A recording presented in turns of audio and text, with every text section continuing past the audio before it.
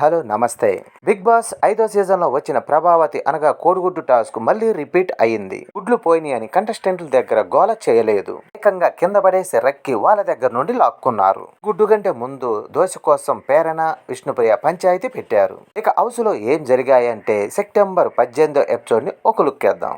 ఆడింది 5 నిమిషాలే అయితే అరుచుకోవటం అరగంట కాదు హాఫ్ డే అన్నట్లుగా ఉంది. బిగ్ బాస్ హౌస్ పరిస్థితి రేషన్ కోసం పెట్టిన గేమ్. శక్తి టీం గెలవటంతో వాళ్ళకి లగ్జరీ రేషన్ దొరికింది. ఓడిపోయిన కాంతార టీం కేవలం ఆకుకూరలు కూరగాయలతోనే సరిపెట్టుకోవాల్సి వచ్చింది. మరోవైపు వంటరాని విష్ణుప్రియ ఒక దోశ అడిగితే వేసివ్వటానికి ఒప్పుకోలేదు పేరణ.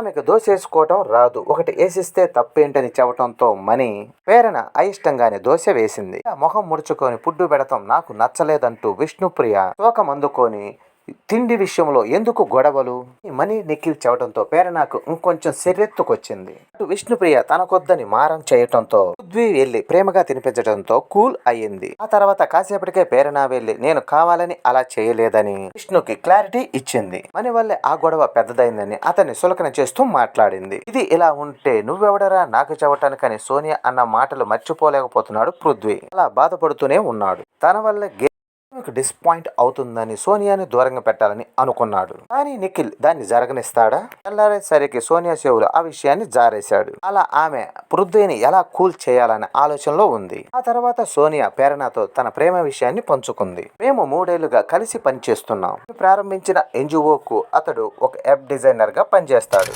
అలాగే అమెరికా నుంచి తన ఒక స్పాన్సర్ కూడా. అయితే నేను ఇంతవరకు ప్రపోజ్ చేయలేదు. తన జీవితంలోకి వచ్చాక చాలా మార్పులే వచ్చాయి. ఇప్పటికీ ఆయన నా నిర్ణయం కోసం ఎదురు చూస్తున్నాడంటూ చెప్పుకొచ్చింది. అనంతరం బిగ్ బాస్ కిచెన్ విషయంలో ఒక బాంబు పేల్చాడు. కిచెన్ లో వంట చేసుకునేందుకు కేవలం 14 గంటల మాత్రమే అంటూ బిగ్ బాస్ వార్నింగ్ ఇచ్చాడు. ఆ సమయం గడిచిపోయాక వంట గ్యాస్ ఆన్ చేసేది లేదన్నాడు.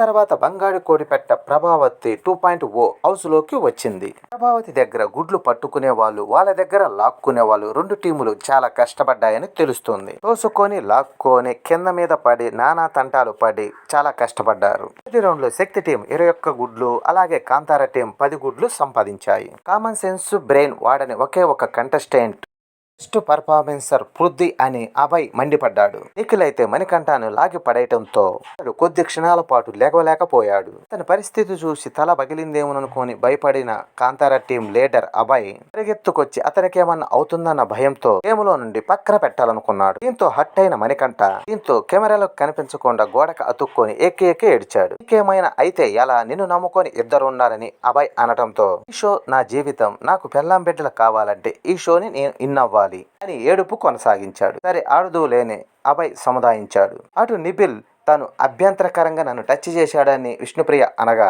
తాను కేవలం గుడ్లు తీసుకుంటానికి మాత్రమే ప్రయత్నించానని అవసరంగా నిందలు వేయొద్దని నిఖిల్ మండిపడ్డాడు. పృథ్వీ ఆవేశంగా బూతులు అనేసి తలపట్టుకున్నాడు. ఇంతలో బిగ్ బాస్ 2వ టీం యాక్స్ ని లెక్క పెట్టమన్నాడు బిగ్ బాస్. శక్తి టీం 66 గుడ్లతో, అలాగే కాంతార టీం 34 గుడ్లతో ఉండగా దీంతో కాంతార టీం నుండి ఒక సభ్యుడిని డిస్క్వాలిఫై చేయాలని బిగ్ బాస్ శక్తి టీం కి ఆఫర్ ఇస్తాడు. అలా నబిల్ ని గేమ్ నుండి ఎలిమినేట్ చేస్తారు. ఎపిసోడ్ పూర్తయింది. ఇక నెక్స్ట్ ఎపిసోడ్ లో ఎలాంటి ట్విస్టులు ఇచ్చి ఎలాంటి గొడవలు పెడతాడో బిగ్ బాస్ చూడాలి.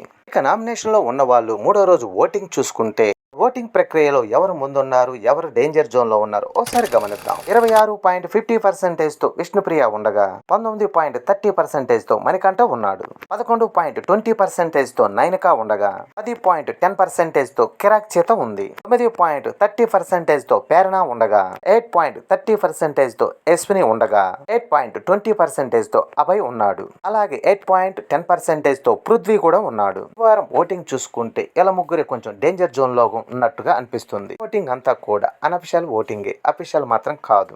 వారం ఎవరు ఎలిమినేట్ అవుతారని మీరు అనుకుంటున్నారో కామెంట్లో తెలియజేయండి. ఈ వీడియో నచ్చితే లైక్ చేయండి, షేర్ చేయండి, ప్లీజ్ సబ్స్క్రైబ్ చేయండి.